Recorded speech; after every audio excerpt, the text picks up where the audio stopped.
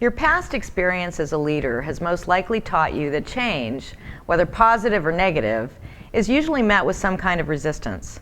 You can probably think of times when employees resisted changing to a new computer system, a new boss, or a new process or policy. And I'm sure you've also observed that resistance to change, what we call the RC factor, takes many forms. Some people are right up front and vocal about their dislike for the changes, while others acknowledge the change but don't actually follow through, hoping management wasn't really serious. Some may even take action to sabotage the new way of doing things, hoping they can go back to the way things were. Your decision to work with an executive coach will take you down the path of exploring your strengths and identifying behaviors and habits that may be holding you back from reaching your fullest potential. Through the coaching process, you'll be making decisions to replace some of those behaviors and habits with new ones. And that means change.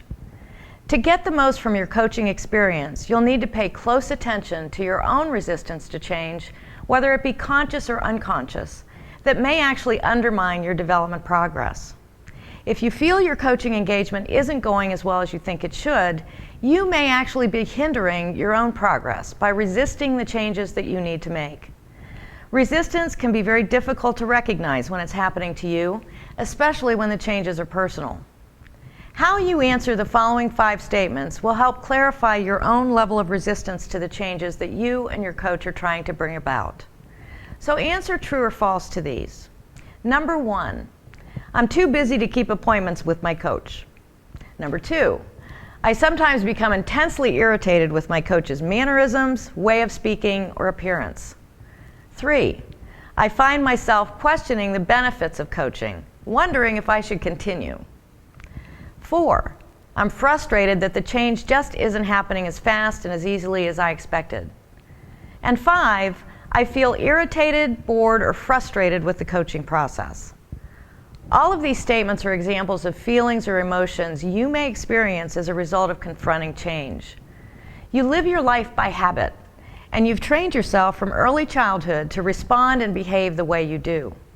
Breaking habits can be difficult and very unpleasant as you move through the transition from one way of doing things to another. Your reaction to the transition will take you through a wide array of emotions. While the terms change and transition seem to go hand in hand, it's important to understand the difference. Change is a situational event. Something starts or something stops. Transition is the gradual reorientation process that happens inside of you as you adapt to the change. This transition process includes 3 phases. Phase 1 is the ending. You've made the decision to change and are beginning to disengage from the old ways of doing things. You'll experience denial, anger, and possibly even fear. And you may find yourself saying things like, I don't really think I need to make this change after all. Or, this was a really bad idea and my coach is crazy for even suggesting it. In spite of those feelings, if you stick with it, you find yourself moving into phase 2. This is what we call the neutral zone.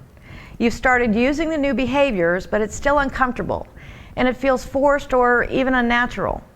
You find yourself in a confusing in-between state. You're not who you were, but you're not yet who you want to be. And you may find yourself avoiding your coach, canceling meetings, or even reverting back to the old behaviors. Once you confront these roadblocks and really begin to accept the new behavior as part of the way that you do things, you've moved into phase 3. And this is the new beginning. You've stuck with it, the changes become part of who you are, and you begin to see things differently.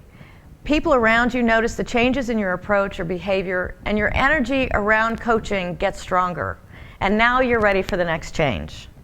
Once you've made the decision to make a change, even though you believe the change is positive and necessary, recognize that you'll still experience a sense of loss and conflicting emotions as you go through the transition from old to new. Resistance is a natural part of this process, and acknowledging that resistance is the first step to being able to move past it. To get the full benefit of coaching and to move through that transition process with as little discomfort as possible, it's really important for you to talk with your coach about what you're thinking and feeling, and to share any problems that you might be experiencing. By talking about your resistance, you and your coach can develop strategies to work through the process more quickly. clearing the way for new development opportunities.